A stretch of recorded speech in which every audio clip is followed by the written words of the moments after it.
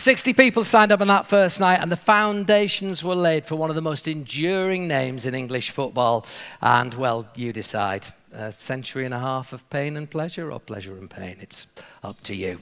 Tonight, as we look back on 4 league titles, 3 FA Cup victories, and 1991's epic League Cup win, we'll remember some of those legends no longer with us. We're going to meet some of those who most certainly still are, and we're going to unveil the Sheffield Wednesday dream team, that iconic dressing room painting that's going to capture some of them for all time.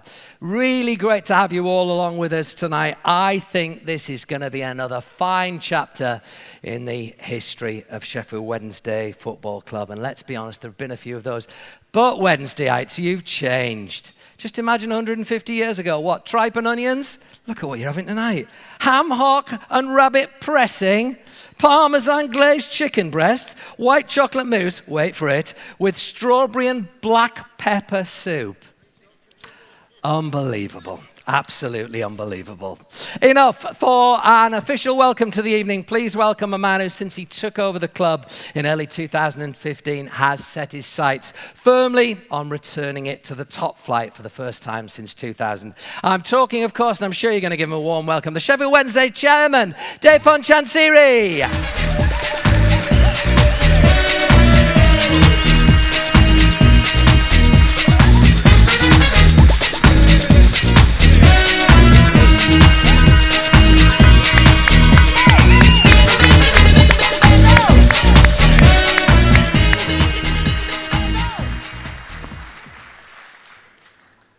Good evening, everyone, and welcome to this very special occasion to celebrate the 150th anniversary of our club.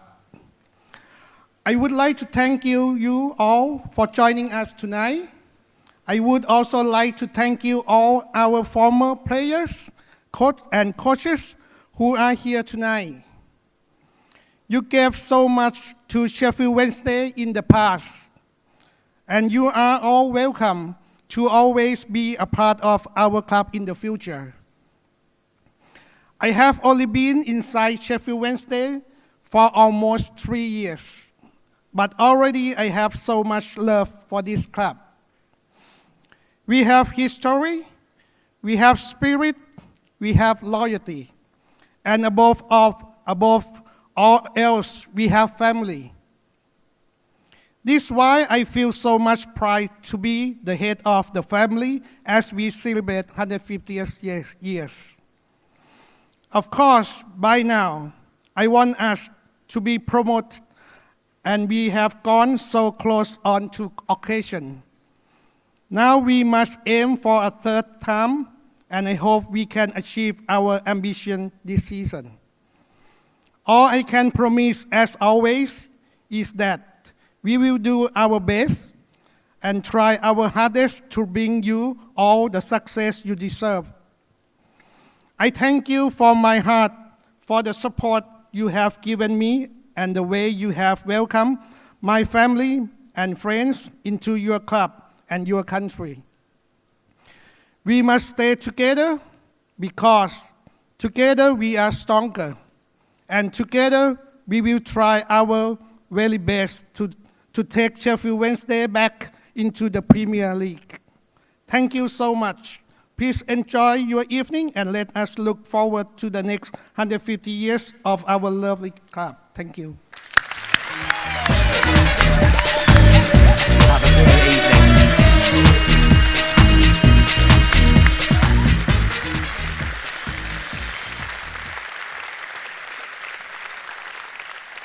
And I'm going to wish Depon that his hopes and dreams come true, because I'm guessing if his hopes and dreams come true, a few of you might have yours come true as well.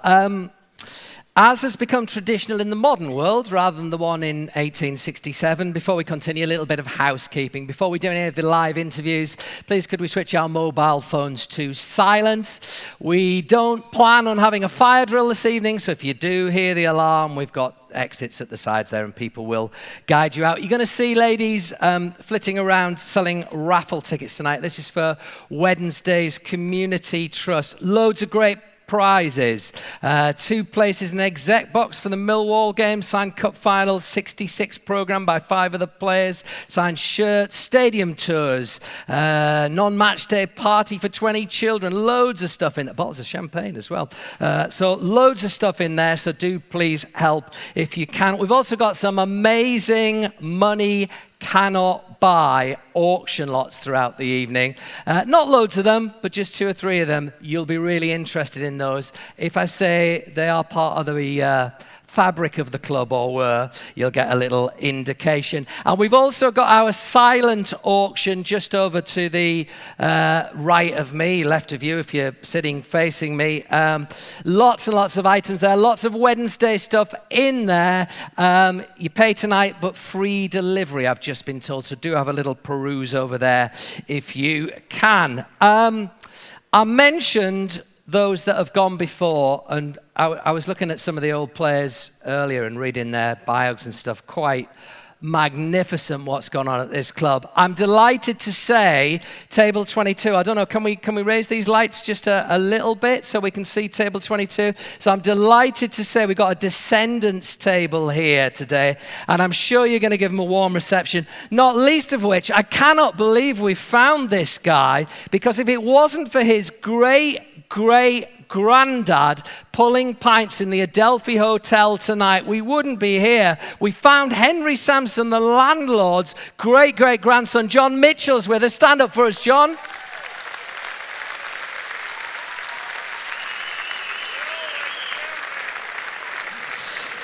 Good to see you. And we have descendants of legends aplenty. We've got the great-grandson of a man who won the FA Cup in 1935 and twice won the Division 1 title in 29 and 30. Club legends Ellis Rimmer and his grandson Michael Bomber's with us today.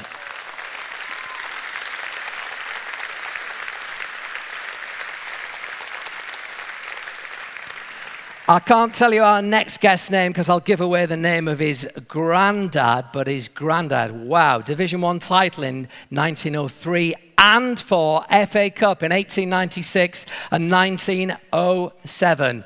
His grandson is here today. I'm talking about Tommy Crawshaw's grandson, Tom Crawshaw.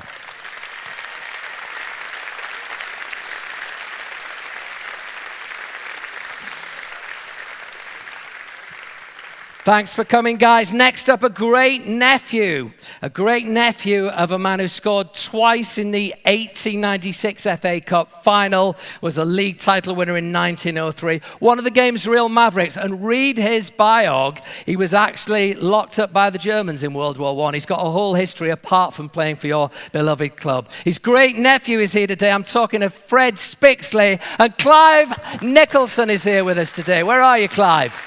Is he there? Over the other side, sorry. We've spread them around the room. And finally, grandson of club legend who won the league title in 29 and 30, the club's most capped outfield player for England. His grandfather was Ernest Blenkinsop. Bob Blenkinsop's with us as well, folks. Where are you, Bob? Ah, he's down there.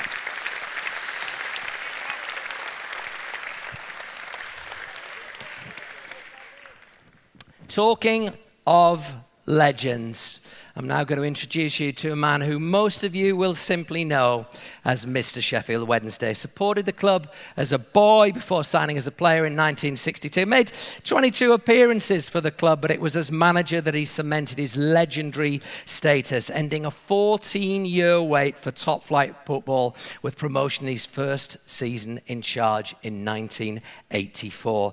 Over a quarter of a century later, he then became chairman during that rocky period when stability, experience, and love of the club was absolutely key. He's therefore the only man in the history of the club to be able to say he has supported, played for, managed, and been chairman. A fitting first football guest of the evening, I'm sure you'd agree. Ladies and gentlemen, please welcome Howard Wilkinson.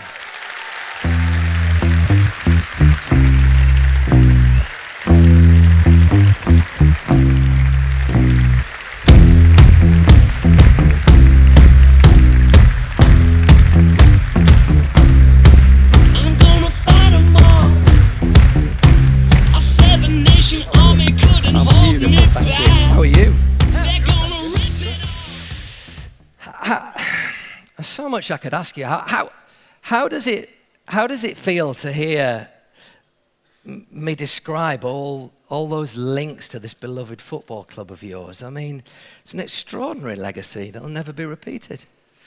Well, you said it in your introduction, I think, insanity. I grew up at a time when the two clubs in Sheffield were embedded in the community. They were community clubs. I came from north side of the city, about half a mile from the city. Other people from the south, so they supported Sheffield Wednesday. The others supported Sheffield United.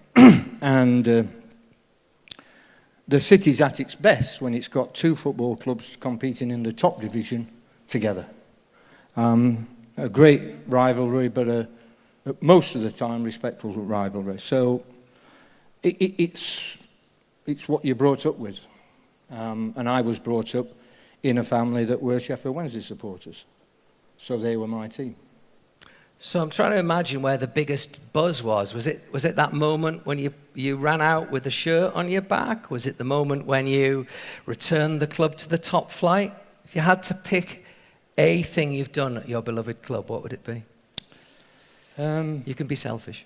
Well, there were two things. One was qualifying for Europe, and then the downside being that when we were on tour in Thailand, I call it on tour, that's advisedly on tour.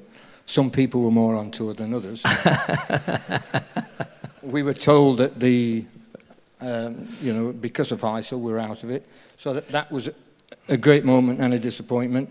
But I think the best moment of all was promotion to the then First Division, because I've never been in with such a strong dressing room. Some great characters, tremendous sense of comradeship. They were all. If you would have asked them, they would have said, I promised never to let the team down, because that's how they were. And the measure of that was the bench. After games, those who were on the bench were just as happy, delighted as anybody in the club. So that season was remarkable. I think we started off with 19 games. I think it was 19 games undefeated. Till Laurie Madden cocked up at Crystal Palace away. On the left-hand side, should have stopped the cross. Oh my goodness. Lost 1-0 in about the 82nd minute.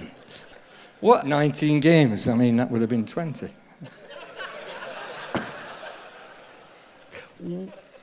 Why were you able to affect change so quickly coming in? You know, Jack had his success obviously before elsewhere and things. What was it that you did that ticked him over the line? One of them was forced on me, but it was a nice piece of luck. When I got there, the players I'd got predetermined how we'd play, because there was an abundance of centre-backs, very good centre-backs, and there were holes in some other places. So we were forced to, I think we were the first team to play with three at the back, which we did very well. We were very fit, very, very fit.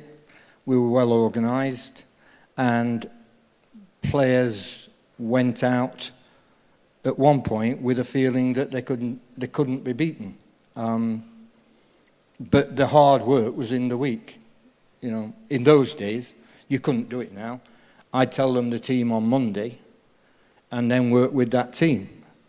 And these days, that would mean that those who weren't in the team would sulk. But at that time... I'm sure you dealt with them. A couple, yeah.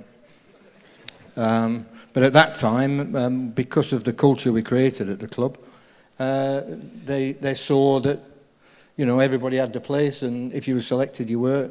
If you weren't, then you got on with it and tried to make sure that you weren't as I used to say, if you can't be a star, don't be a cloud. I'm soaking that one up and considering it, putting in my little notes where I keep a little note. That's good. I like that. And it's amazing how quickly things change, because obviously then that provided the bedrock for 15 seasons out of the following 16 in the top flight. Yeah, because I think once you achieve a promotion and you show yourself well capable of dealing with it, I think in our first season we finished 8th. And then I think we finished 5th. Then that's you then build up a certain belief, a self-confidence, and that self-confidence runs throughout the club. So, and again, these days it won't be the same, but in those days, everybody in the club knew everybody in the club, literally. So it wasn't just the players; it was everybody at the club who felt part of it, and created that sort of environment. So people went the extra mile for each other. Parallels with the current day, that if you can get up, it's amazing what can happen?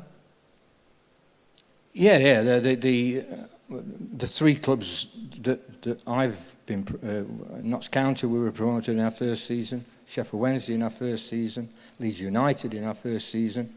That's the biggest challenge, because once you've cracked that, the objective then, as for instance at Sheffield Wednesday, the next season we broke the game down into 6-game chunks, and they played 7 of those 6-game leagues, and the target was in every 6 games so many points. 9 points if possible, 10 if would be great, 8 would be not bad. But once you've got that finishing top, we finished top when we were promoted, and never played for 8 games after that. We finished up losing the title with 1 goal difference with Chelsea. Amazing. Because we were, I think Michael Lyons, who's here tonight, came in on Easter Monday, and I didn't realise it, but he said, "Do you know we're promoted, Gaffer?" And I think Man City, I'm not sure, but Michael will tell you the story if you ask him. He'd worked it out on the maths, that given, which was probably the worst thing he ever did, because they went on holiday then for about 10 days.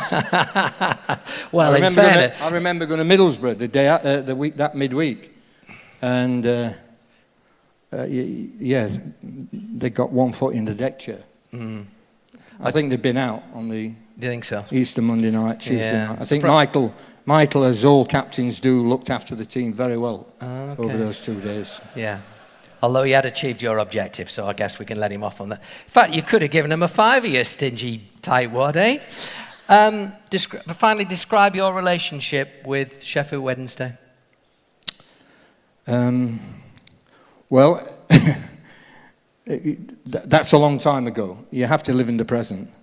And my most recent experience was, of course, when I was asked to take over when we were struggling financially. And the then board thought that I would be the best person to try to bring people together and to achieve what we wanted. And we did. I was very naughty and nasty with the Co-op Bank,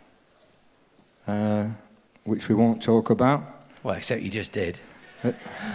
That gave us another 3 months when we shouldn't have had that 3 months. And in that 3 months, after seeing a lot of charlatans, a lot of lunatics, we finished up, and Milan, in time, signed on the day, because even in court, we were within 5 minutes of losing it. So, that when you start to deal with the very existence of a football club, rather than just a football team, and you realise just how many people are involved in an emotional way, supporters. that you realise how important a football club is in the community, and hopefully they can have that sort of feeling again in the near future. Well, they have. I'm sure they will again, even further. Ladies and gentlemen, I'm sure you'd agree he's left an indelible stamp on your football club. Howard Wilkinson, though. Just before we move on to dinner, Howard alluded to this. I think it's a very important man to hear from. We got a very special pre-recorded interview with the man that Howard helped bring into the club, who laid the foundations for Dapon. Unfortunately, he couldn't be with us tonight. He's in America on business, but John Pearson caught up with him, and this is what Milan Mandaric had to say. An absolute pleasure to speak to you, Milan, and obviously we're doing this interview because you're not able to join us tonight. But talking about Sheffield Wednesday, I mean, would it be fair to say that we might not even be having this anniversary if it hadn't been for the fact that you came in at the time that you did? No, just mentioning Sheffield Wednesday just makes me so exciting, you know, and it's a great pleasure for me to talk to you guys about the club. And it's a great event, 150 years for such a great club, and so sad that I wasn't able to join you there, but I thank you for including me via phone, you know, so I'm very happy to chat with you about the situation. At the time, though, it was a really downward time when you took over. As I said, it took a lot of managing to get us out of the situation we were in. Yeah, it is, but it took a lot of management, a lot of energy and enthusiasm, and a lot of pleasure, you know, seeing those supporters, how much they appreciate what was being done, and their smiles on their faces. That was the biggest reward one can get, you know, and I was very lucky, man, to be part of that great club and those great people who give such a great support to the club. And getting promotion from League One, that must have been something special to you? Yes, I would say in my 17 years time in England, if I was looking what is my special moment, special time, I would say that it's got to be the one when we didn't lose the game and we were behind our neighbors for a few points and I think one game or so, and end up winning the, you know, promotion. That was a great feelings, you know. It's something I will cherish for a long time.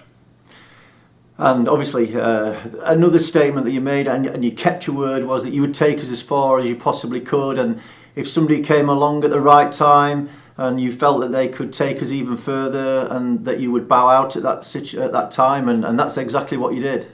Yeah, and that really, honestly, that relates a lot to legacy, okay? Because if you know my time in Portsmouth, the club I loved as much, you know, I wasn't able to put the club in the right hands, and unfortunately, whatever I built there, that disappeared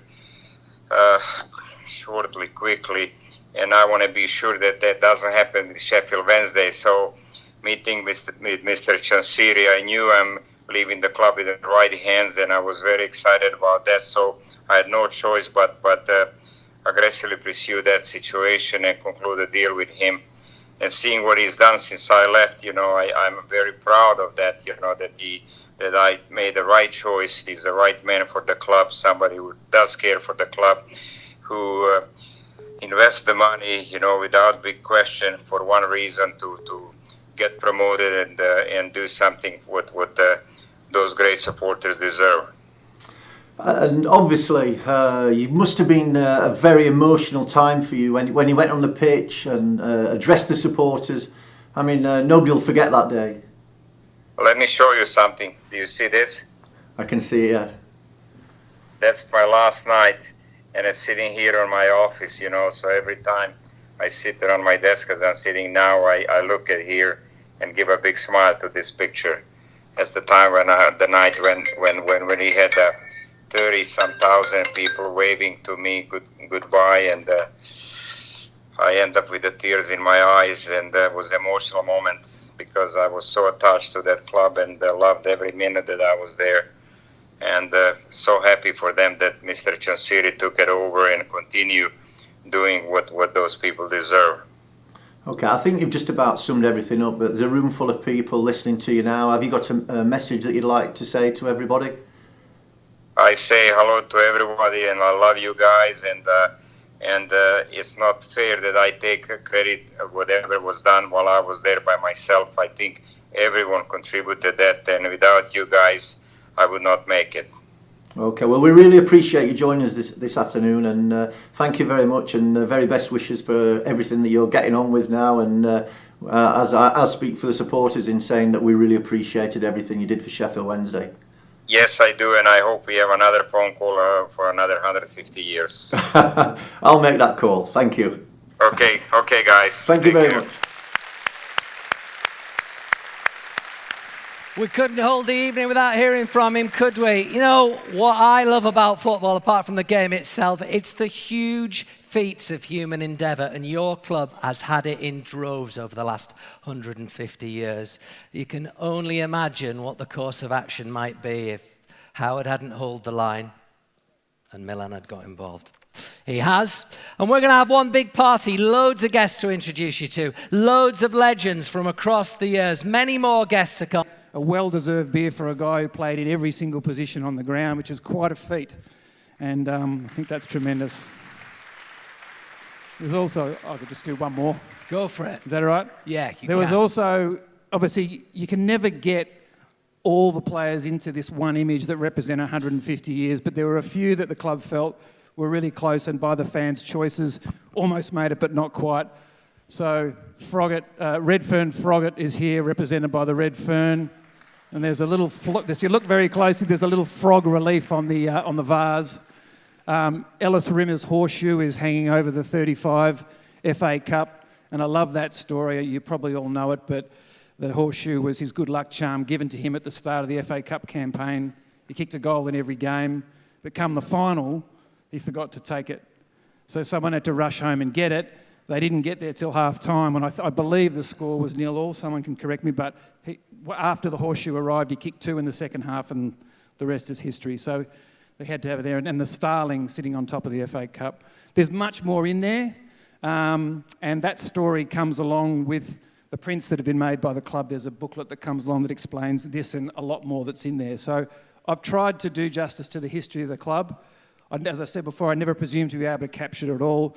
But I hope I've done a good enough job for you, and I hope you all really enjoy it. Hope he's done enough. How about that for getting under the skin of your football club? Jamie Cooper. Okay, we've met Howard Wilkinson. We are now going to meet a whole host of people who have left their mark on the very recent past of your football club. They'll need very little introduction to you, but it would be remiss of me not to give these legends that you're about to meet on over the next hour or so the full acknowledgement that they deserve. To kick us off, please will you give a huge Wednesday welcome to a man who has gone above and beyond the call of duty to be here. He was only at the club for 3 years, but what a 3 years it was. In that fine line of captains, he would put his head and his body where others feared to tread. He was one you wanted to be in the trenches with. He led the club to promotion to the old Division 1 in '84 after that 14-year absence. Ladies and gentlemen, he has flown all the way from Australia to be with us. Will you give a warm welcome to Mick Lyons?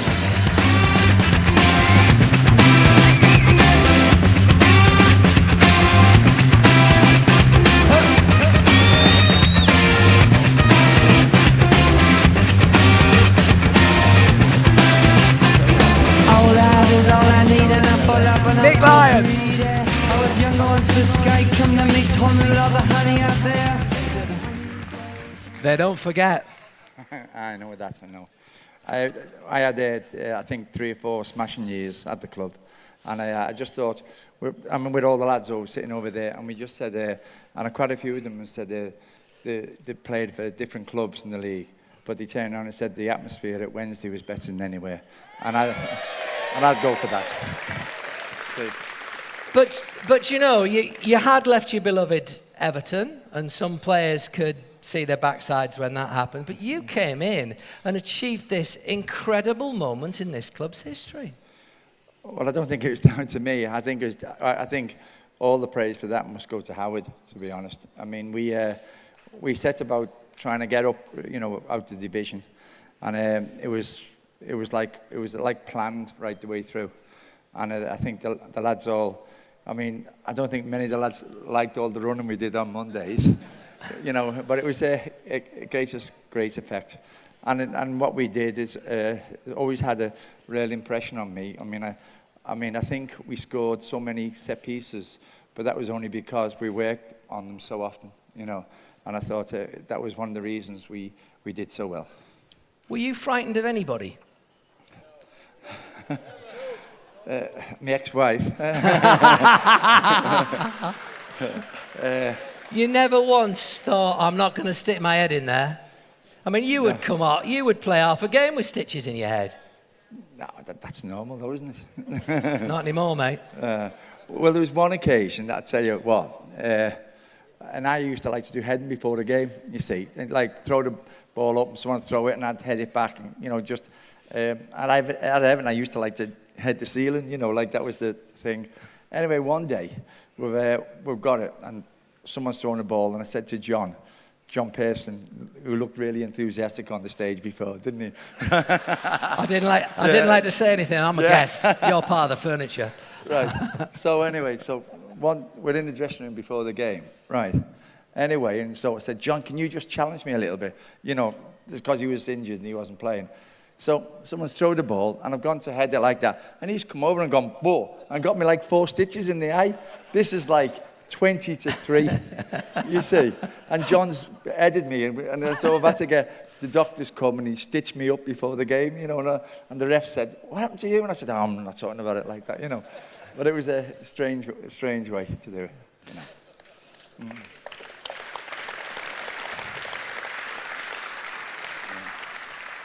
We should ask about life in Australia. You've been out there a while now. Yes, have, yeah. I like Australia, I like the... I like the climate and, and the people. There's more Scousers and Brits in there than anything, to be honest. We're all out there. So, I enjoy it out there. But wherever you are, you always have that little look, see what's going on at Hillsborough, digest those results, follow the fortunes of the team. Oh, always. I mean, they're the results you look at, straight away. I had like 3 or 4 fantastic years at this club, and I think the atmosphere was tremendous, and I'll never forget it. The staff. I mean, I was played under Jack and then Howard. And I'd say Howard had a great impression on me. You see, so I've got to thank him very much for that.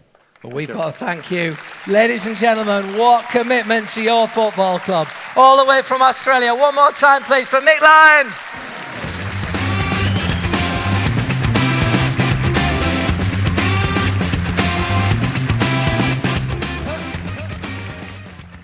Next up, a man who achieved the unachievable. Well, for 95 years anyway. That is the incredible number of seasons, I'm sure you'll know, that had passed since Wednesday achieved a Derby double.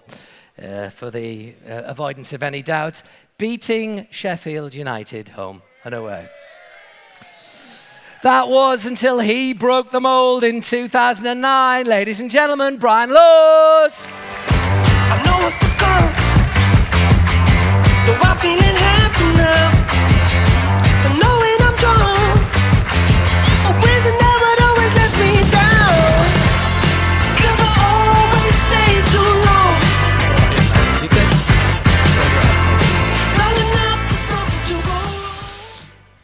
Did you realise before you did it quite how much it meant? Absolutely. That was the downfall of Sheffield United. Never ever think that game's just an ordinary game. And that was their downfall. And I knew then that we had the upper hand because the players were very much wound up. They wanted to win the game for the supporters. They knew how much it meant. And the time, it's 90 odd years, is ridiculous. So we had a moment. And we wanted to take that moment, and we got it. We're going to have to crane our necks, but I'm guessing you might like to see this again, eh? Oh, come on then, let's have a little look at it. Here it comes. It's going to get there first. Beavers. The goalkeeper came, didn't get it. Watson! He's going to score! Steve Watson for Sheffield Wednesday! Massive mistake in the Sheffield United defence. Paddy Kenny in a big inquest. This time he's going to blow. Sheffield Wednesday and Brian Laws win what has been an extraordinary match in the Steel City Derby today at Hillsborough. A game of 1 goal, a missed penalty, 2 red cards and about 100 other talking points. And there's the hero, old soldier Steve Watson. The right, and Michael Gray, the 34-year-old, drags it back with the right boot, can come to Tommy Spur. Oh! A first-minute goal for Tommy Spur and Sheffield Wednesday, the Owls Academy product. On Wednesday, clear over halfway, Kilgallen wins it but gives it straight to Tudgay, who now motors forward. Clark trying to get in position for him, and Tudgay... Oh! What a goal! It's absolutely world-class from Marcus Tudgay on the right boot, in the top corner. Paddy Kenny, absolutely no chance. Wednesday fans loud and proud inside Bramall Lane, and no doubt loud and proud back at Hillsborough as they watch on the big screen. Yes! The referee puts the whistle to his lips. Sheffield Wednesday have completed a famous derby double. Absolutely ecstatic. I can't believe that we've come here. We've played so well, and we deserved everything we've got today. We were the better side, had the better chances. We were excellent, and I've got to give full praise to our players. Absolutely magnificent, and I'm so proud of my players, so proud of the football club, and highly delighted for them supporters out there, not just at this ground, but at I can hear you at Hillsborough now. All the best, guys, get in there!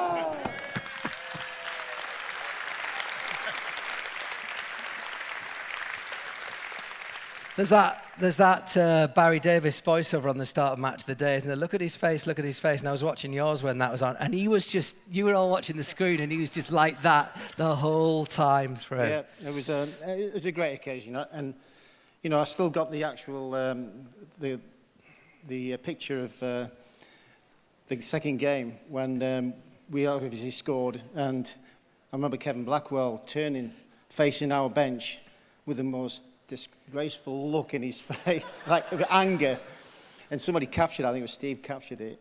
Anyway, I put it on my wall, so I've still got it, and I keep reminding of Blackie every time I see him. So yeah, when you invite him round for dinner, it's the first thing he sees. Yeah. As he it's comes. Painful for him, yeah. Painful, but it was a fantastic occasion. What did the joy feel like of achieving that? Well, when it actually, you know, listen, there was a lot of things going on at the football club, but one thing that was very much evident from day one was the support and the belief that the team, whatever we put out, would try and do their best for the supporters. And I always try and capture the moment, get involved with the players, but also understand the magnitude of the game. You know, it's not an ordinary game, and you have to treat it with that in mind. And I thought that's what we did really well. And it just captured the imagination of the supporters as well. So it was a great occasion. Like I said, it's a memory, and it's going to be there forevermore. How often does somebody mention it to you? Oh, loads. It was great. In fact, I was out with my wife and my family, and we were just in Lincoln, and a Sheffield Wednesday supporter came up to me and shook my hand. He says, "You just made my day." It was, and talking about that occasion, you know, it means so much to the supporters. And when you've not had a particularly good season, the one thing that they always think about, it's the first game of the season. The first thought in their mind is when we're playing United, and I'm sure this season is going to be no exception. Well, listen, like so many others, you've left one hell of a mark on this football club. Ladies and gentlemen, he was a double derby winner, Brian Laws. I know what's to come, though I'm feeling happy now, and knowing I'm drawn. Now then, as legends in the modern era Hillsborough go, the years from 92 to 96 witnessed an immense talent He signed for the club in the summer of '92, and so began 4 years of what can only be described of wing wizardry, the like of which Wednesdayites had rarely seen. He won the Football Writers Footballer of the Year award in '93, the only Wednesday player ever to do so. He scored one of the most memorable goals in Sheffield Wednesday history, just 2 minutes into the FA Cup semi-final of '93 at Wembley against you-know-who. Ladies and gentlemen, Chris Waddle!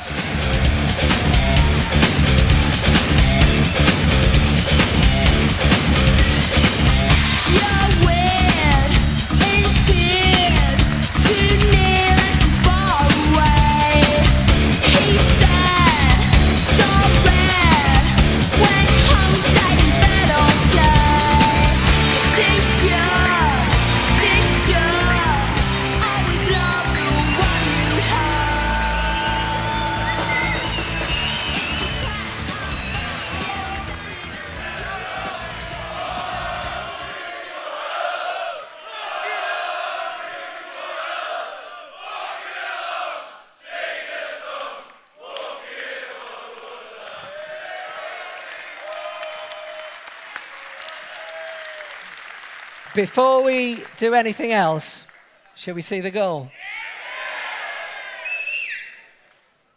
Makes his way to the edge of the area, moving up and down, and he's followed by Dean everywhere he goes. Viv Anderson's come up on the near side as we look. Chris Waddle, is he going to have a crack? Oh, he does, and he scores! Anything Paul Gascoigne can do, Chris Waddle can do. Alan Kelly beaten before he touched the ball. It's happened again in a Wembley semi-final. Clean strike, curling away from the goalkeeper. Sheffield Wednesday have the lead, and we've barely played a minute and a half.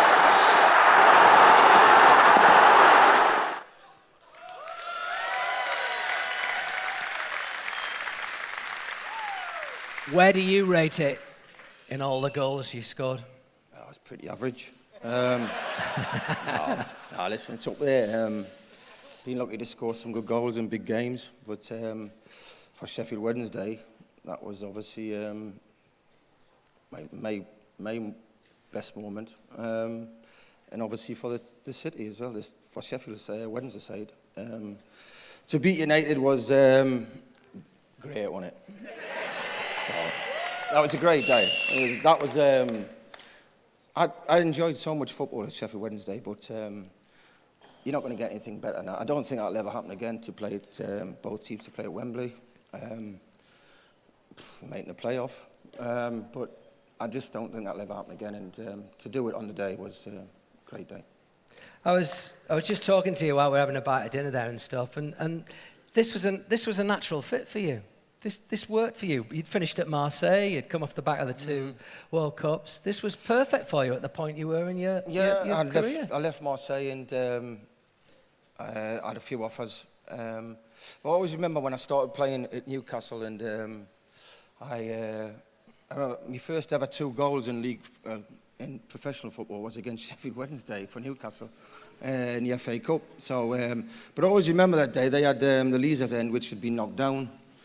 And they filled it, and I just thought, wow, what great support, and I always had a sort of respect for them. So when it came to leaving Marseille to come back to England, there wasn't a lot of hesitation, really. I saw the team play. We used to have like a sort of a match today in France on a Saturday night, and I used to watch, and Wednesday finished 3rd, I think, that year, 2nd, and I thought, yeah, I could fit into that team. And it was just that, it's the way it is, and I knew they've got very fanatical fans, which I was used to. So it wasn't really a hard decision when I came back. It wasn't at all? No.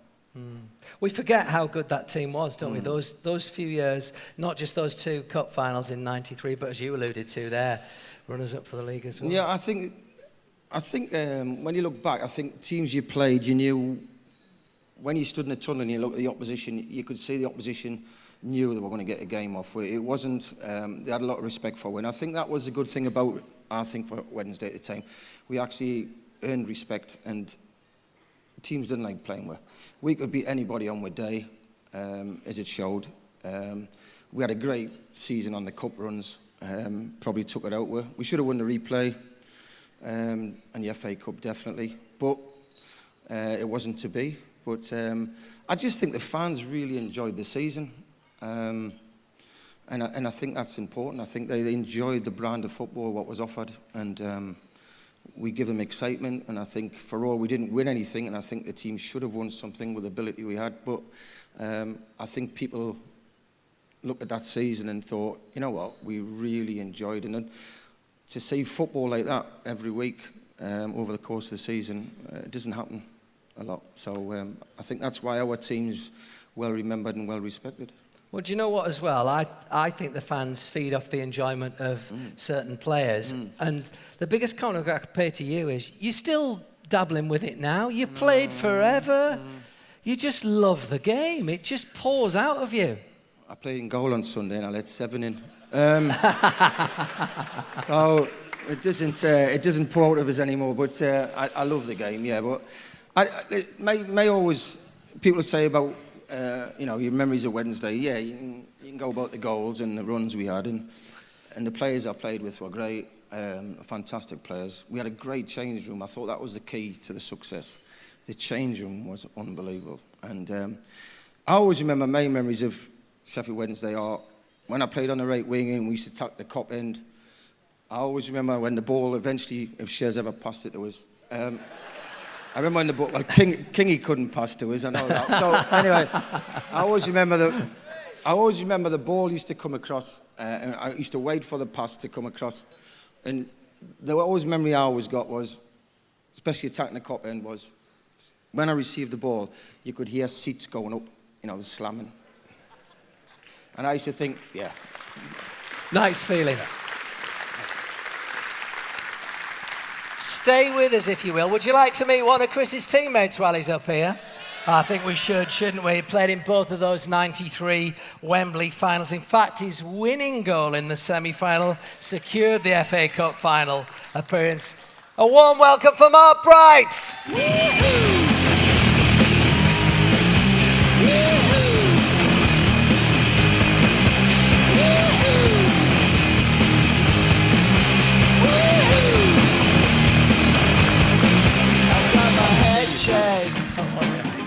Good. By a jumbo jet. Now, somebody told me you were. What were you up to? Because you were a late one signing up for this, weren't you?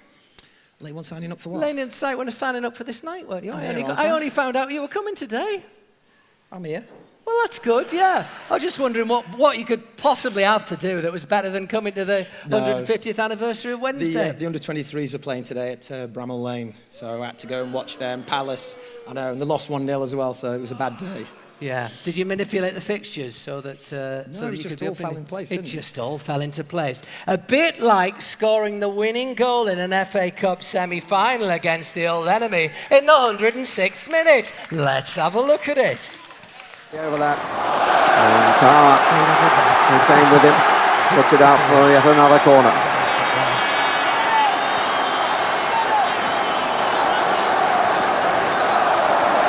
Five in corners now. Bright! And in the end, the easiest goal you could wish for. And where was the man marking him on that post? Yeah, they'll be very, very disappointed.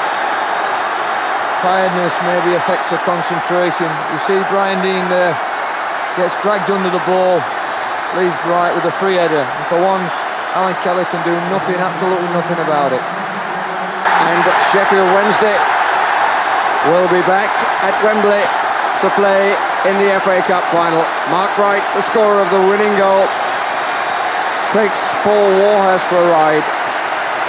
Chris Waddle in the final, he was there with Tottenham. He will hope for a better outcome this time, and of course he might meet Tottenham Hotspur. He scored the first goal, Cork equalised, and Bright scored the winner in extra time. 106 minutes in total. Sheffield United's run comes to an end. I've just realised the monopoly you had on Wembley for a few years there. You were backwards and forwards all the time, weren't you? Yeah, I think the club was it 5 times, 6 times in the same season? Yeah. Obviously, that was a massive result for us. I think I got a rollicking off Shez just as we went to the end of the game at extra time. Said if you'd have scored half the goals, half the chances you'd had, we'd have won this 6. So that inspired me to get the winner. But it was a great day. A great day for the city, but more so for us. Is it easier over time as well when you have lost both the cup finals, and I'm a Borough fan, so we had exactly the same in '97. Is it easier to see that all that happened warmly over time? Just what an achievement it was to reach 2 cup finals and get over the disappointment of not winning them. I don't think you ever go over the disappointment of not winning. I certainly don't. 2 cup finals, 1990 and 92, 93. That was hard. It was really hard. You look back and you think the fans deserve something, because I think we had an amazing set of players. We played a great brand of football, great style. We had internationals all over the pitch, and we just wanted one of those trophies. I mean, you go to the final, and always, once you get to the finals, you always think your name's on the trophy, you're going to win. And the one thing you want to come back with is a trophy, so you can parade around the city and do all the things that you do when you win. So when you don't win, it's you dust yourself down and go again. But to lose 2 finals in the same season was tough, especially with the team we had. I thought we deserved something. Do you ever watch them back? Do you sit with your boy and you ever watch? Do you, Chris? Do you ever? Yeah. Why would you do that? What we could have done better. What? 24 years later, you're still trying to work it out? Yeah, but at the end of the game, we still lose. So, at the end of the day, it's worth watching, but it's heartbreaking at the end. So, yeah, but I still watch it. I thought we played very well, especially in the replay, and I thought we deserved to win it, but we didn't. Let's accentuate the positive, not the negative. 2 fantastic footballers who represented your club, Mark Bright and the one and only Chris Waddle.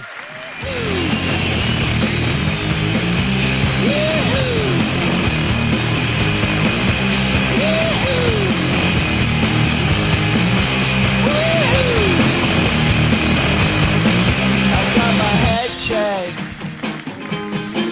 by a jumbo jet. He loves football, that Chris Waddle, doesn't he? Watches everything, even his own games from a quarter of a century ago. Lots and lots of people in the room tonight who've represented your club. I can't get them all up on stage. I'm going to let you give them some applause in just a second. Just before I do, though, I just wanted to say heartfelt thoughts for Andy Blair, who is in the room tonight. Andy, you don't have to stand up. I don't know where you are. I've not been privileged enough to meet you. But I do know that your boy Ross passed away in July. Huge Wednesday fan. Our thoughts are with you. And I hope you can find solace in your football club.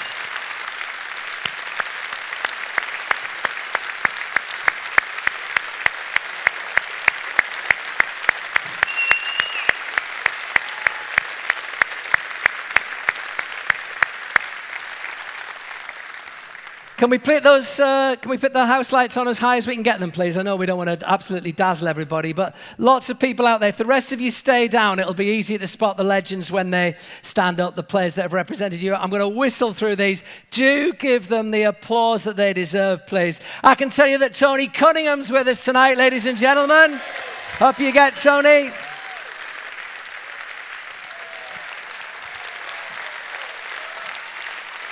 So too is Andy McCulloch.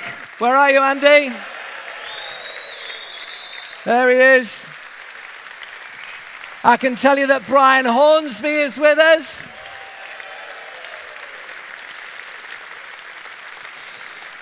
Mighty Bob Boulder is with us as well, ladies and gentlemen. Andy Booth. Andy Booth?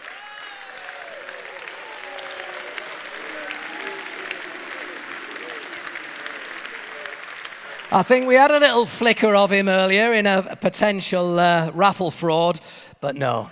Imre Varadi is here, folks. Where are you, Imre?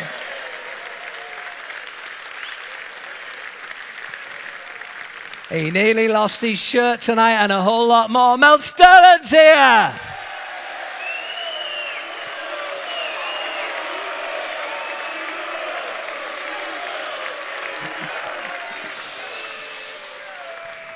So too is Roger Wild.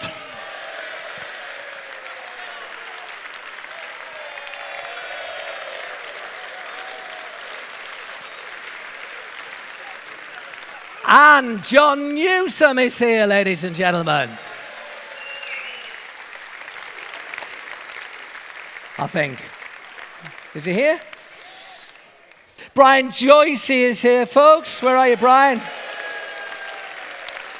Where is Brian? Oh, yeah, he's over there.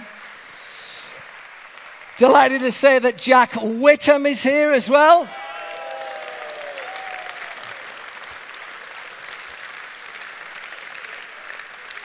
So too David Sunley.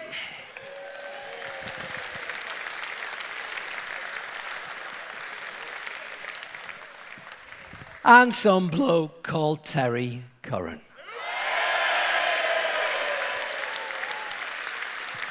Where's Terry? I saw him earlier. There he is.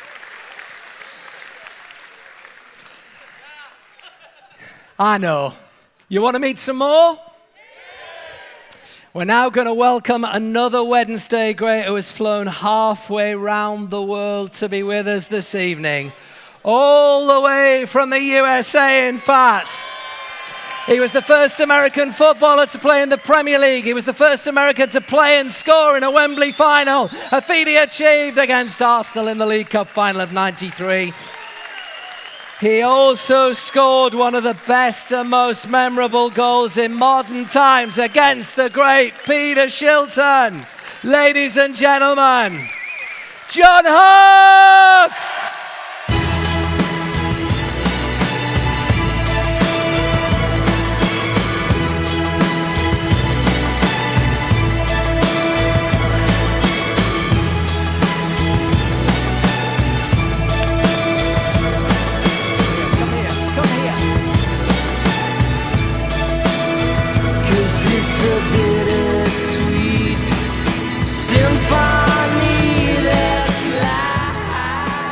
You bit of a come over here, come over here. Come, stop hiding behind the lectern. Come over here, come over here. You a bit of a performer. No. No. Did you just swear at me? No, no. Oh, I thought you said, swore. come over here, come over here. We have slightly different pronunciation. Shez is going to the toilet. Is Shez leaving? He's probably heard your stories 100 times before. It's okay. Yeah. Do you want to... I'll tell you what, let's roll your goals in first of all. Let's see that beauty against Derby. You come forward. And also you won in the League Cup final, then we'll have a chat about them. Here they are. Martin once more, but Wednesday get it clear to Sheridan, and that's a nice ball. Worthington on the left. King. Worthington. Wilson. Worthington switches it to Harkes on the right. That's a good effort. Oh, what a tremendous goal by John Harkes. His first ever in English football, and one he'll remember for the rest of his days. 13 minutes to half-time, and one of the goals of the season has given Sheffield Wednesday the lead. The American World Cup player came forward and just decided to have a crack. And what a crack it was. To beat Peter Shilton from that range, it's got to be some shot. It was. It's formed fairly well. In fact, it's Sheridan playing it now for King. Knocked through the middle now. Harkes with the shot! And a goal for Wednesday!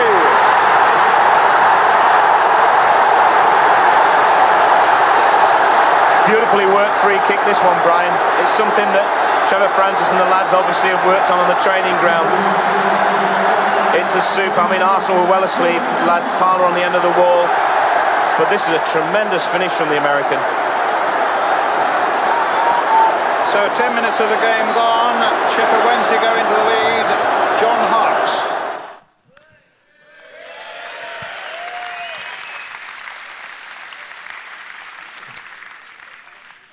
like some of the others, there's so much I want to ask you about being the first American over here, but actually, and that ball hits the back of the net in a cup final, bearing in mind the journey you'd been on to play in this country where you'd watch football on the TV. Yeah, Can you describe it for us? Real quick before we get started, I'm glad we got the air conditioning working. Thank you, Phil King. Typical bloody Americans, eh? First of all, very, very simply put, not many Americans get an opportunity to come to a club with a family and a community like this, like Sheffield Wednesday. And for me, it was the whole city embraced me and opened up their arms. But it all started with Ron Atkinson, who believed in me. And I will forever be indebted to Ron. And just the club, I think Chris, I want to echo a little bit what Chris Waddle said. The players, the dressing room, the quality of the balance that we had in the pitch and off the pitch. And there was a thing called trust. And when the players trust each other, that leads to more victories. It brings the team together. And so for me, the best footballing years of my life. And I was very, very fortunate to be part of a small history of the club. So, thank you.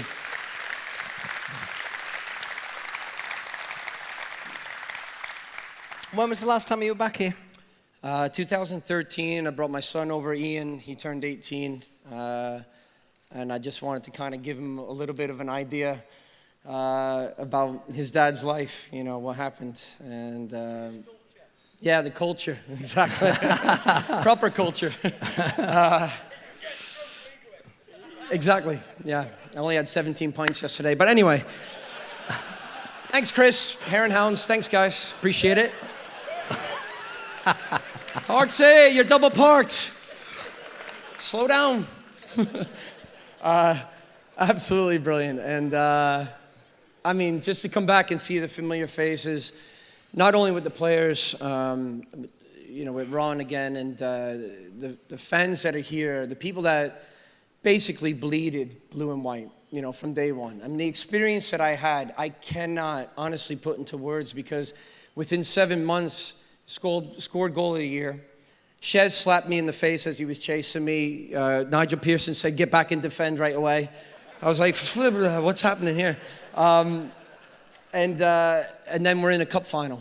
And so, to be in the cup final at hallowed Wembley Stadium was the biggest opportunity for me. I was like, geez, I'm still trying to figure out the history of the game. And Scottish parents grew up, knew the game very well. But, to get to Wembley and to beat Man United, and the work that we all put into that victory. And great goal, Shez, thank you. I'm glad Les Seeley just got a little touch on it, and that's it.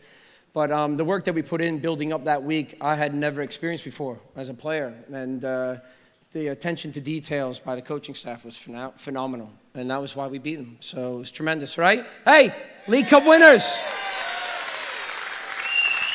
But the second year was even funnier and brilliant for me, because now you've experienced that and you're thinking to yourself, now you got to really the expectations are high. And so sometimes that becomes a big challenge, and you have the emotions that are with the football, which we love, but then the anxiety that you have to manage. And then, I'm sitting there outside, just had, the tea lady, and as Howard Wilkinson talked about earlier, everybody in the club, everybody knows everybody. So, the kit lady, everybody's doing the laundry and everything else. And I'm standing outside, and we had it was a part-time kind of changing room that was up at the training ground. And I'm sitting there, and I'm just tying my boots, and in walks Chris Waddle. And I'm thinking, what the hell's going on here, by the way? Is that Chris Waddle? He had a better mullet than me at the time, actually. Disappointing. Yeah. I actually had my haircut right away. You guys used to pride yourself a lot on that, didn't you? But to look up and see a player of that stature, to be fair, to come in and then give you a boost, and you're going into UEFA Cup and everything else, and you're challenging in 92, to have a player of his level kind of on the same pitch as you and just be a leader. And he worked with me after training. Not a lot of people know this. He would stay after training and work for 30, 40 minutes I said, what's it like being a winger? He goes, you'll never know, but I'll do my best. I said, thank you. He gave me a try. But he really did work with me a lot, and it helped me. It was fantastic. But the best footballers I've honestly ever been part of. Brilliant. Well, I'll tell you what, I want you to stay with me because I'm going to pile the 91 boys up on this stage. But before we do, stay there because that golden period at the start of the 1990s was an exotic time in these parts, wasn't it? It wasn't just Americans. There was a certain Swede as well who wrote himself into Wednesday folklore. Unfortunately, he can't be with us tonight, but John Pearson has caught up with the one and only Roland Nilsson. Obviously, Roland, we're all really disappointed that you're not able to make the night. It's obviously more than valid excuse that you are now the under-21 manager in Sweden. So how's things at the moment for yourself? Well, quite busy because this is our first get-together. We play a match on the 5th, so we've only got 5 training sessions to get everything right. So it's been a lot of planning to get things right. All right, exactly. So we'll move swiftly on, and obviously the stuff that we want to hear from you is about your time at Sheffield Wednesday. Unbelievably successful. You know, in many people's eyes, you're the number 1 player. We still sing songs about you. And so, what was from your point of view? What was your time like at Sheffield Wednesday? Well, I think one of the highlights in my football career. Unfortunately, we couldn't manage to stay up the first year I came. We went down, but we went back up and we won the League Cup final against Man United. Not bad. Then we just carried on and played with some great players, and it always felt like we were a family, and I really enjoyed every moment over there, and when we get together, when I meet the old players and so on, it just feels like it's been a short while since the last time. So obviously you won in 91, and then in 93 you played Arsenal twice at Wembley. I mean, despite the results of those two games or 4 games, you know, you must have got special memories of the playing at Wembley as well. Of course, very frustrating that we got beat both in the League Cup and in the FA Cup final as well, and especially at the replay as well. I thought it was going to go to penalties, and unfortunately, I think. Unfortunately, it didn't go to penalties because I just felt like we were the stronger side, so we would have won it if it went to penalties. Which one was that, the FA Cup or the League Cup? The FA Cup, yeah, the replay. Yeah. So it just felt like if it goes to penalties, we will be the stronger side, but unfortunately it didn't go that well. So that's how things are. And during that time, you must have met some really big characters in the dressing room. Of course. Can you name any of them? Some of them will be here tonight. Can't remember the names. No, I'm just kidding. No, they were great characters. Nigel Pearson, Cotton Palmer, John Sheridan, Chris Waddle, Paul Williams. There's a number of them there. Yeah, the list is endless, and I'm sure in today's market that'd fetch quite some transfer fees if you were all put on the market at the same time. I'm sure that'd be absolutely unbelievable. Yeah, but at the same time, I'm just really, really happy to be able to play with all those players. It's been, like I said before, it's just been great fun. Okay then, and finally, have you got a message for the people who are in the room tonight? Yeah, have a very, very nice evening, and have a few pints for me as well. Just enjoy the evening, enjoy the celebration, and all the very best for Sheffield Wednesday, and take care, everybody. Love to be there, but unfortunately this match is here. But enjoy your evening. Well, Thank you. You know you're always invited, and you're welcome back at any time. So thanks for taking the time out to speak to us this afternoon. No. We wish you all the best for your game on Tuesday as well. Thank you very much, Roland. Thank you.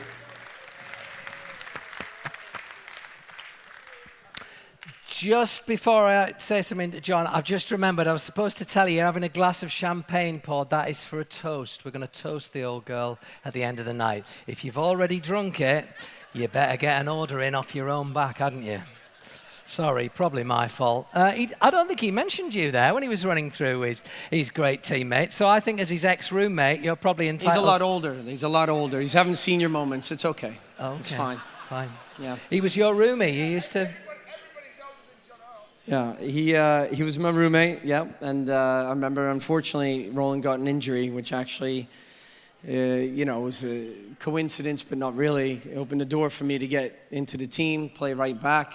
And I remember Ron Atkinson asking me if I've ever played right back before. And I said, of course I have.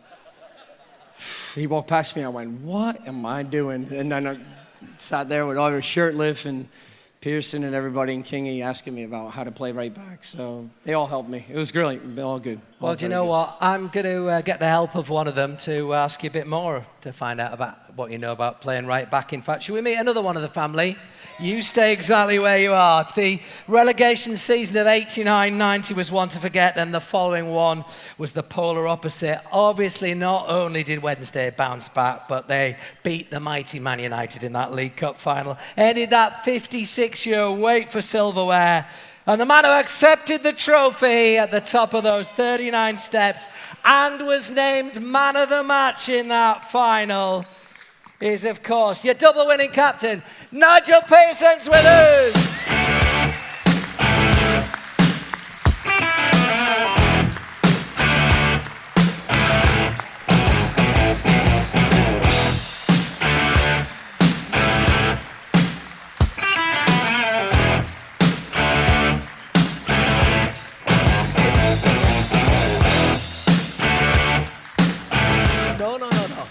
You're not going anywhere.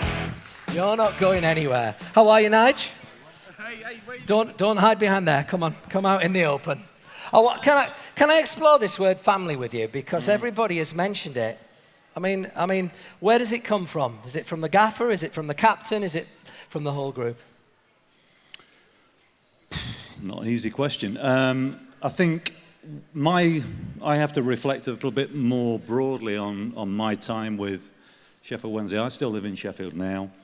I've been here for 30 years, and so it's very easy for all of us to sort of cast our minds back to the successful times and the times where we all have a bit of fun. But you know, I've been speaking to Howard today about Mick Hinnigan. Mick Hinnigan was a coach when I first joined the football club, and you know, the club is celebrating 150 years.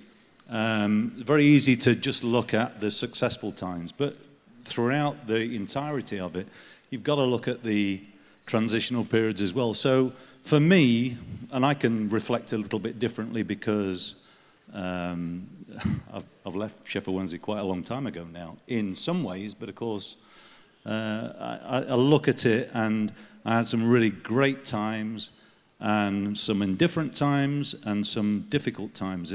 But throughout it all, the people that I was lucky enough to be associated with at the football club were always very, very positive, and I think very fondly of my times throughout its entirety. So as footballers, we are lucky to experience success from time to time, but you know, those are not necessarily it doesn't happen all the time, you know. So you've got to understand that the people that you work with on a day-to-day basis, whether it be staff, you know, whether it be players, staff, support staff, whatever, they are really a part of the fabric. And for me, looking around, even to spend some time with people I've not seen for a long time here tonight, and the turnout of people who have been associated with the club over a period of time, I think speaks volumes of the football club. You know, it is a club which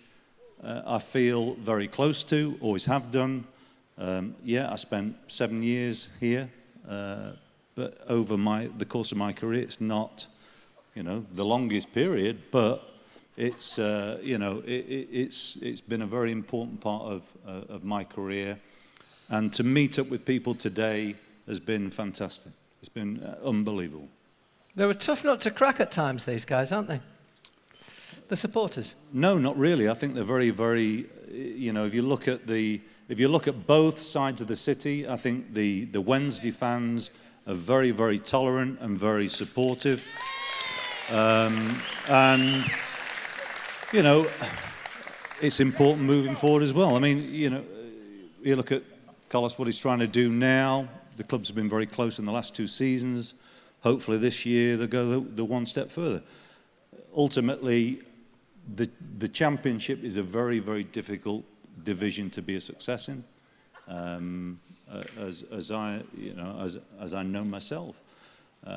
But as long as the club is moving forward and trying to do the right things, it's a great football club, and hopefully at some point they'll be back in the Premier League. But there's no divine right to be there. Well, in the meantime, if you don't mind, would you like to have one look again at Nigel lifting that trophy in 91? I think we should, don't you? Let's have a little look at it. Let's have a look at it. What a great moment this will be for Ron Atkinson. Ince. Challenge of Worthington. Ince rides it. He rides the challenge of Wilson.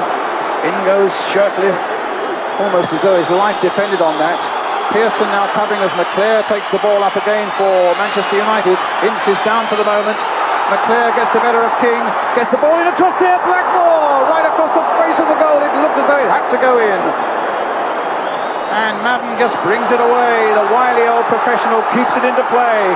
He's not going to waste this ball. Finds Hurst with it. Williams up ahead of him.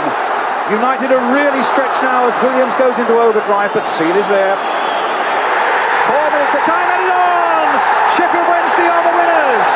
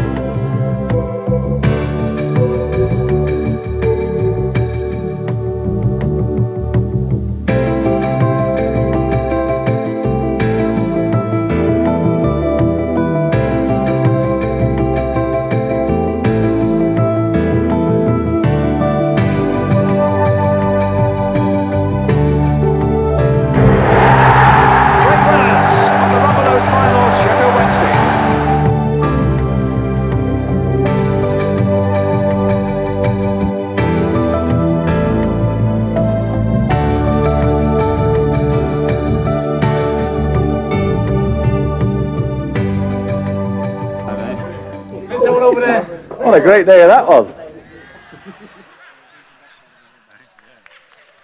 Good, that, wasn't it? You didn't see that, Nige. We just ended with a lovely clip of you saying what a great day that was. Well, exactly, it was.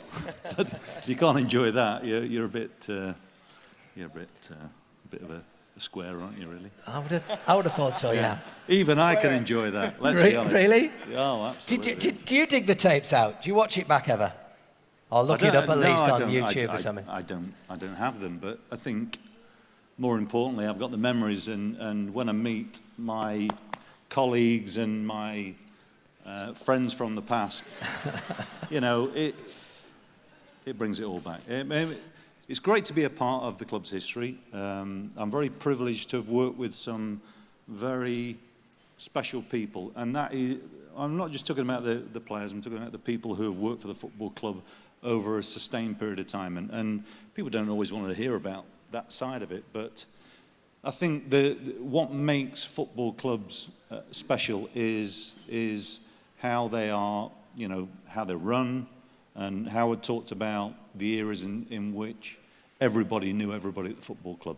I don't think that's something that we should ever turn away from, because I think that's still possible now.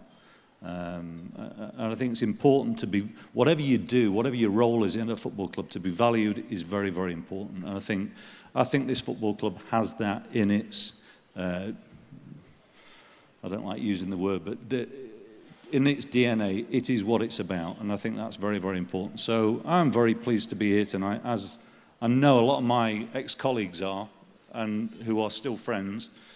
We don't see each other very often, but when we do, it's still a very special occasion. So great to be a part of tonight.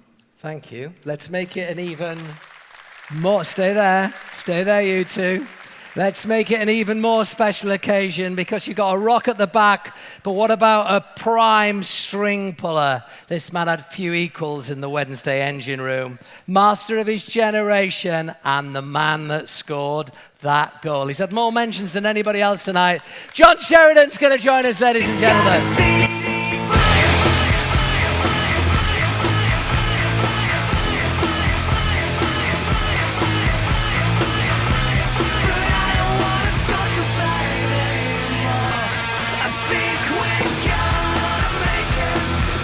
All right, lad. John Sheridan, ladies and gentlemen.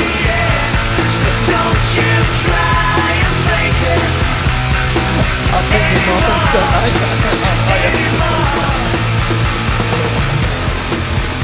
I tell you what, before we talk to him, shall we have a look at that goal?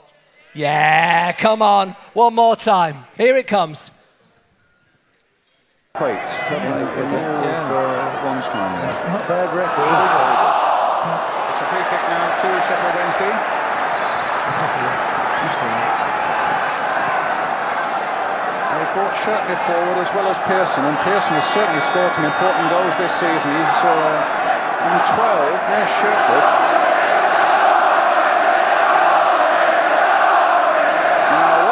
Find is Worthington ducking over it, or rather playing it down the byline for Harkes, who might well make a little run down that right-hand side.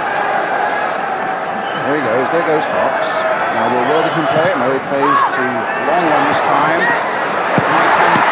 Terrific goal by Sheridan! 1-2. A terrific goal for Sheffield Wednesday.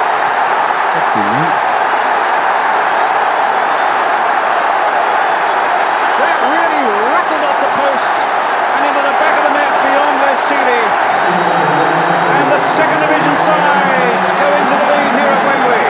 John Sheridan. What a rifling shot it was. A free kick by Worthington.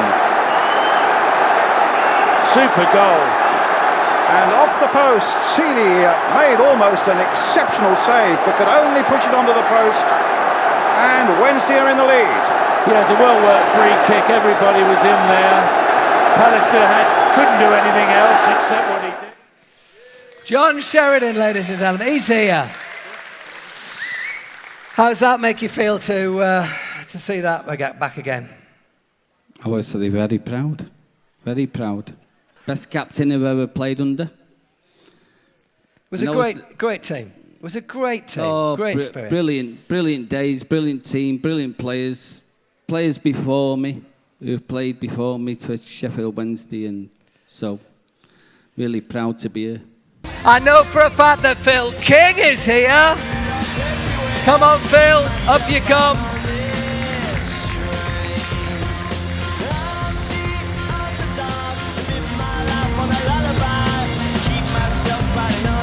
Here he comes, Phil King.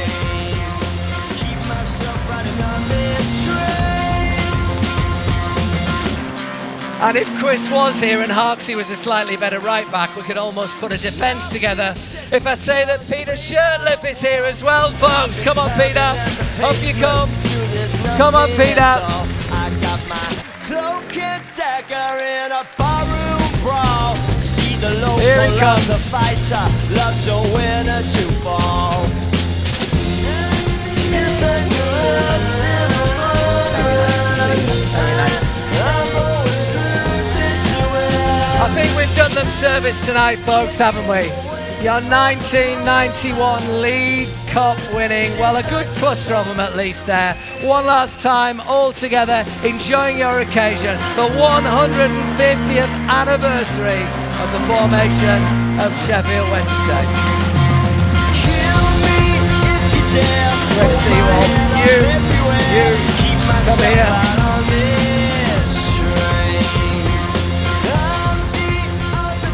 There they go. And just before John Harkes goes, he is now going to do his world-famous Jim Carrey impression for us. Take the microphone. You've been shopped. Come on. Don't swear. Off you go. Alrighty then. Chris Waddle. The kid's a wizard. I love him. Fantastic. Dribbles in and out. Dribbles down his chin. Fantastic. Like a glove. Thank you. By the way, thank you to the chairman. Thank you very much for having us here tonight, and I appreciate it. And thanks for getting the air conditioning going. I really appreciate it. Thank you. John Harkes.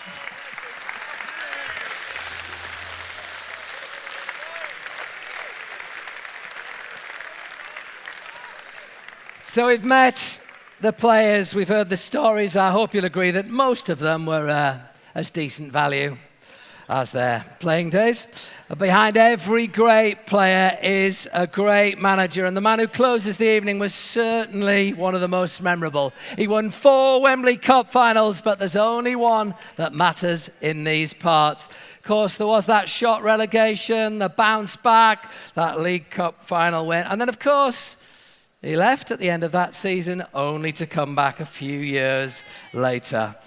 As his players depart the stage, I'm sure you want to give a warm welcome to Big Ron Atkinson.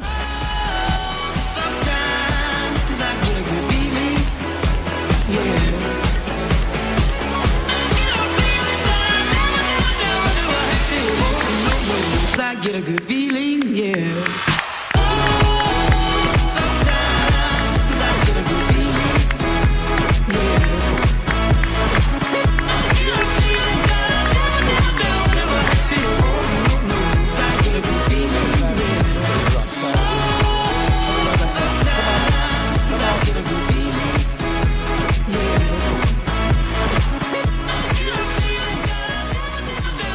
Ron, I'm just going to move you from behind that lectern a bit. Ron Atkinson is with us, folks. First things first, they may have a tremendous family spirit, but at times, Ron, is it fair to say your players lack discipline? I just want to pick you up on something that was said earlier. Howard was on about 2 football clubs in Sheffield. I only knew 2 clubs in Sheffield, Wednesday and Josephine's.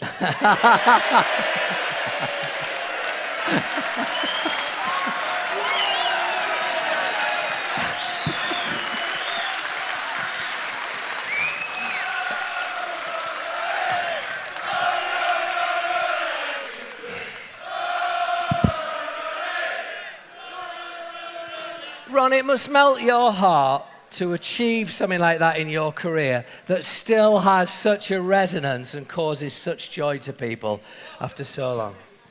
Do you know what, looking round, the first thing that struck me coming here tonight was, this is similar to the office I had at Sheffield Wednesday, but there was a lot more people in there drinking more.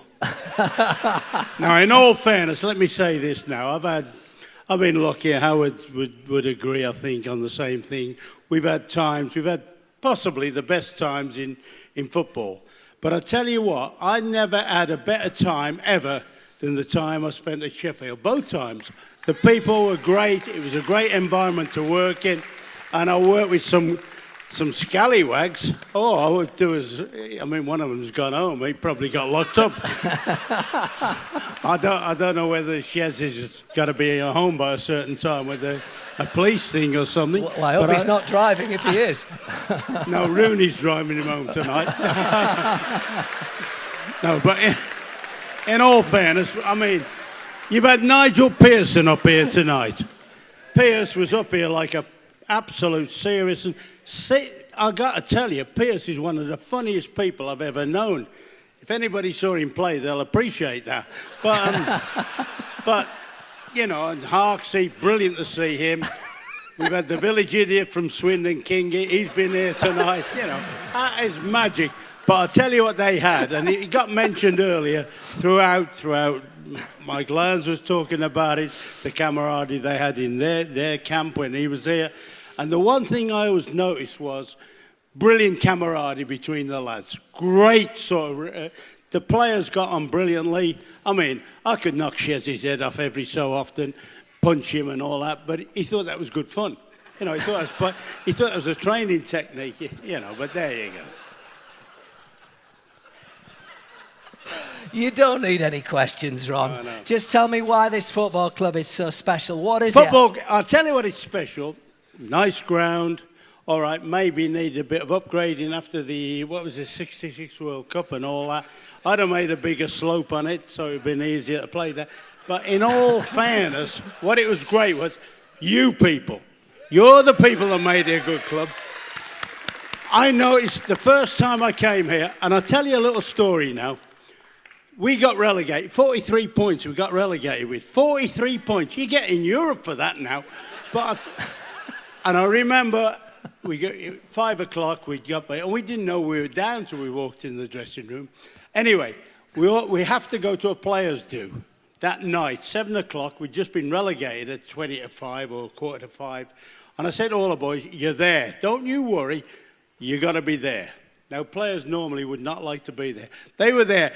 And when we walked in, you know, we got a standing ovation from the fans, you lot.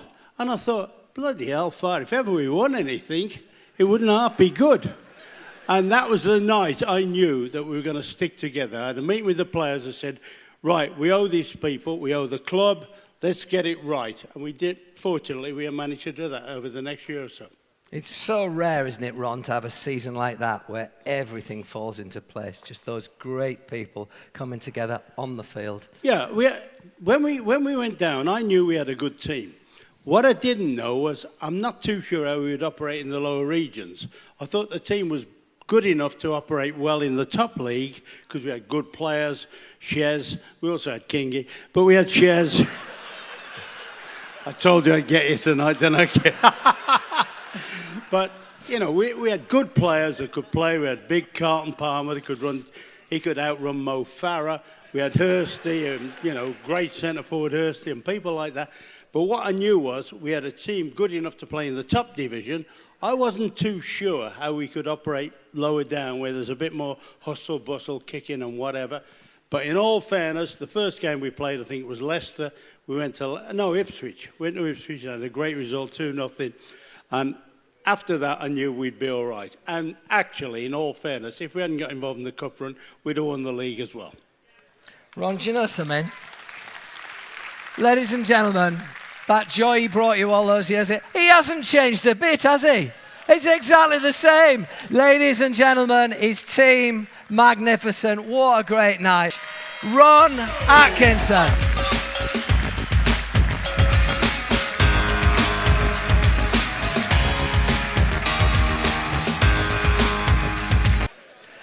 I'm going to bring a special guest on stage for the very last auction item. You will want to hear what this is. He's a man that has come very close for you the last couple of years. I'm going to invite the Sheffield Wednesday head coach, Carlos Carvalhal, to come and join me.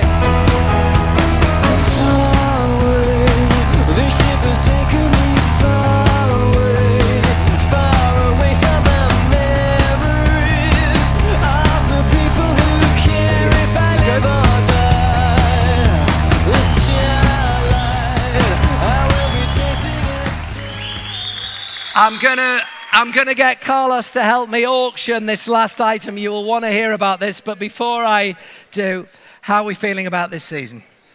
All right. That's a very short answer for you, if I may say so, Carlos. You want to talk about this season? Yeah. Well, how do you feel about this season? With the good expectations, really with the good expectations. The start is not easy. Nowadays, the football changed a lot. I hear a lot of the history of Sheffield Wednesday, and I'm very proud to be here and to hear and saw a lot of legends of the club and legends about the football. But the football are changing a lot. The beginning of the seasons to the clubs is not easy like before. Nowadays we must deal with a lot of things, with a lot of sharks sometimes that they want to eat the fishes. They want they want the good fish. So the beginning all the time is not easy because there are a lot of people around the football that disturb the teams and so on. But I believe now that we closed the transfer window. Everybody is focused. Everybody is together. I hear here the legends of the club talk about the success in the past, and most of them talk about commitment, about friendship, about special. All of them talk about the fans, and I just want to remember that the last 2 seasons, never and never me or the players or the chairman, we said that we achieved the final of the playoff, the semi-final of the playoff alone, or you want the credit to ourselves. Never. We achieved these 2 playoffs, and it's very hard to achieve a playoffs in the championship together. We achieved with a big commitment, with a big enthusiasm with the fans, with the players play to the fans, with us, with the chairman. All together we can achieve something, and we can achieve this season again. But we must be together and with a big commitment.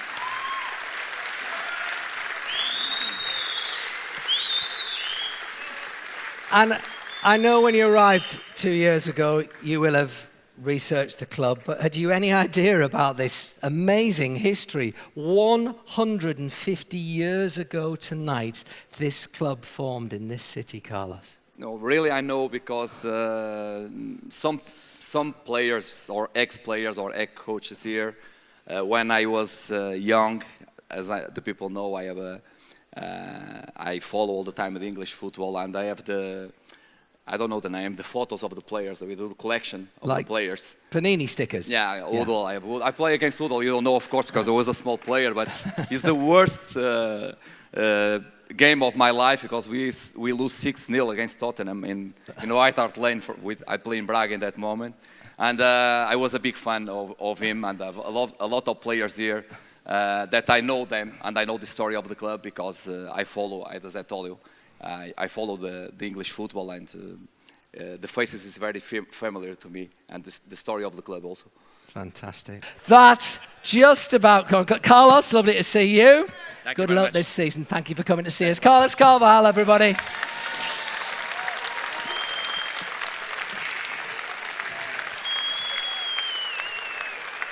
And if I have got my bearings right, I'm going to invite the chairman to come and join me again to propose a toast for the 150th anniversary. Depon Chansiri is going to come and join us. Ladies and gentlemen, up you come, chairman, if you would. Up you come. Here he comes. Everybody, if I could just have your attention.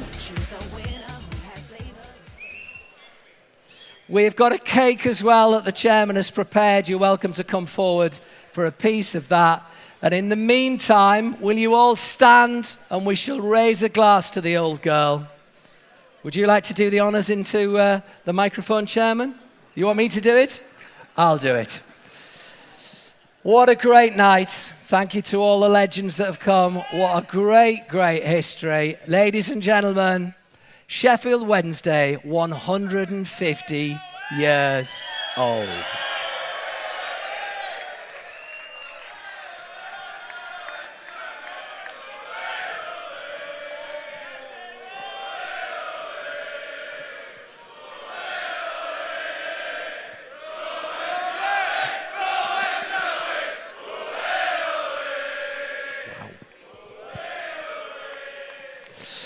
I think I think we've about exhausted it tonight. Apart from music, obviously, ladies and gentlemen, I do hope you've enjoyed the evening as much as I have. That concludes the football part. A massive thank you to you for coming, to the chairman and the club staff who've made this event possible, and in particular to those of you who've come from around the world to entertain us tonight and leave their own unique mark on a very special football club. Only remains for me to say, I'm Mark Clemmett. Thanks for attending the 150th Sheffield Wednesday anniversary dinner.